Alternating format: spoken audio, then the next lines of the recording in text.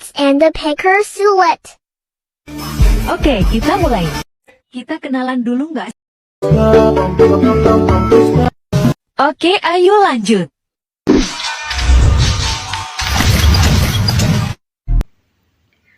Assalamualaikum warahmatullahi wabarakatuh. Perkenalkan, nama saya Ulfa Mega Puspita dari Fakultas Sains, Prodi Aktuaria, Institut Teknologi dan Sains Muhammadiyah Kolaka Utara.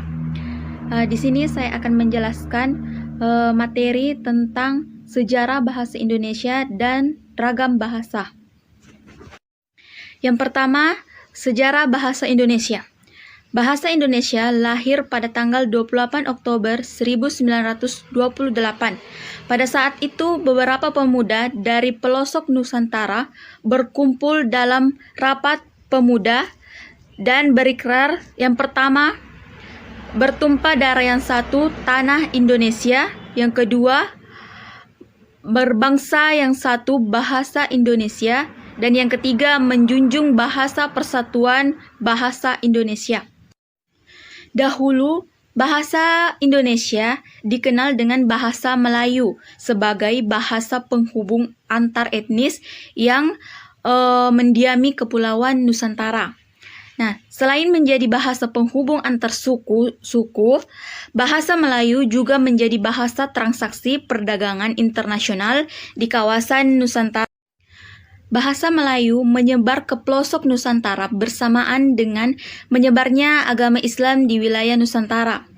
Seperti keputusan Kongres Bahasa Indonesia yang kedua pada tahun 1954 di Medan antara lain menyatakan bahwa bahasa Indonesia berasal dari bahasa Melayu.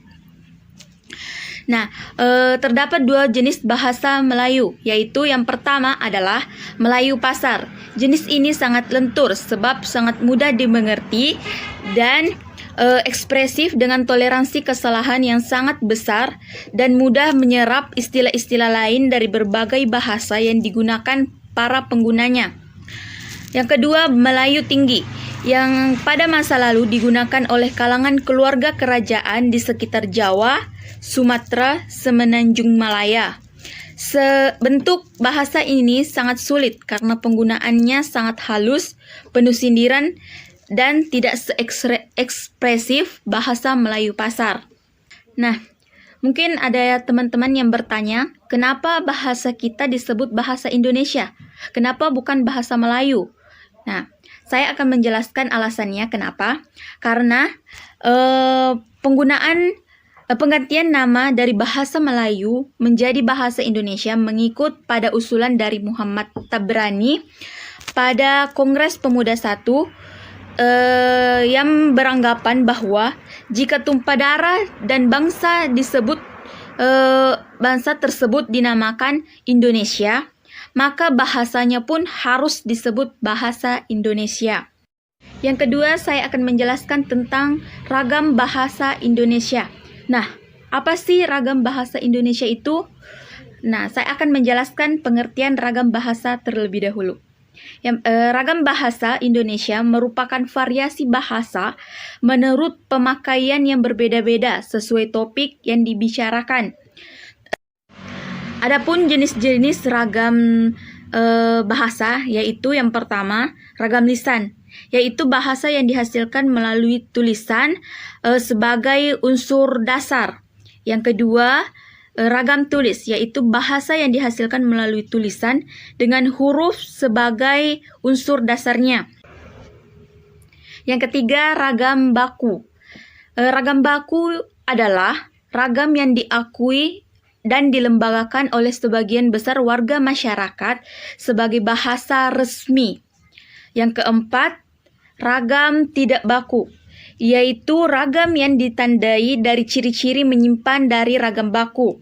Yang kelima, ragam baku tulis, ragam bahasa yang dipakai dengan resmi dalam buku, pelajaran, atau karya ilmiah.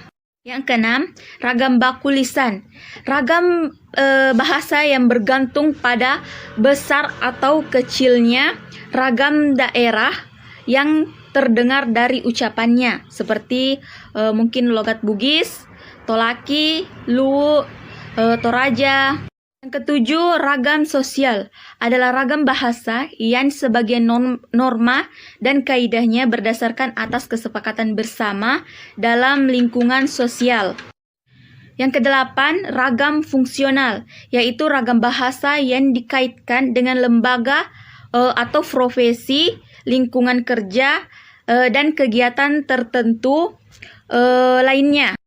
Adapun fungsi dari ragam bahasa yaitu menyatukan berbagai bahasa di Indonesia dan sebagai simbol kebanggaan nasional serta simbol identitas bangsa, atau bisa dikatakan ragam bahasa yaitu pemersatu antar kelompok atau etnis yang ada di Indonesia.